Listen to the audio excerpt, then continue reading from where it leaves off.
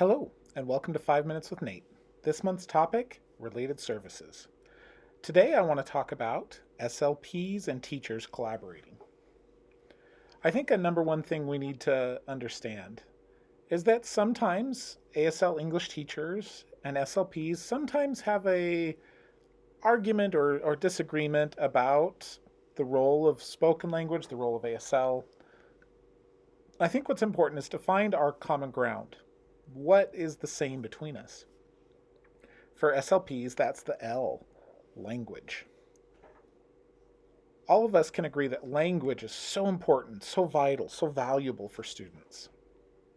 If we want to focus on that part of the relationship, if we're willing to communicate and collaborate, we can help students really grow and develop their language, not only in English, but both ASL and English.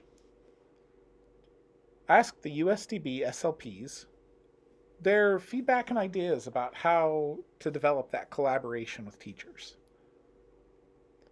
So I gathered their ideas and I've kind of summarized it down to some themes. The two big things are sharing and joining. So what about sharing?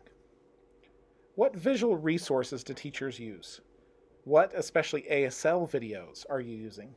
To ask the SLPs to kind of make it up and find it themselves, come on, you've already got it. We need to share back and forth the resources we have, especially visual resources to support students. Share your vocab lists.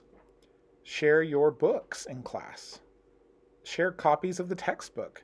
For example, when I was a math teacher, an SLP asked me to share the math textbook with them.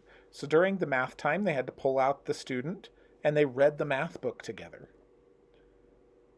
You can share things. If the teacher doesn't share, then the SLP just has to kind of make it up and find it themselves. We want to run things in parallel.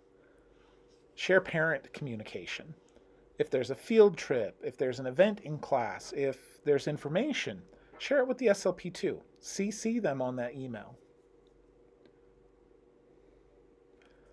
Also, teachers, go ahead. In your part of the sharing is to ask the SLPs, what are you working on? What sounds are you focusing on? What are you doing? And then your class can help support that. So it becomes this mutually supportive relationship. So joining, what does that mean? SLPs don't have to be stuck in their therapy room. An SLP can come on in, join the class, join a field trip, join an assembly, join whatever opportunities that a student has, both to develop a relationship with students and staff and to support what the SLP needs to work on and what the student is doing, that supportive relationship. I remember one SLP I knew, she would go into English class and the teacher would run an ASL group and the SLP would run a spoken language group. They would read the same book together. So the SLP could address so many goals and so many things at the same time supporting the teacher's work.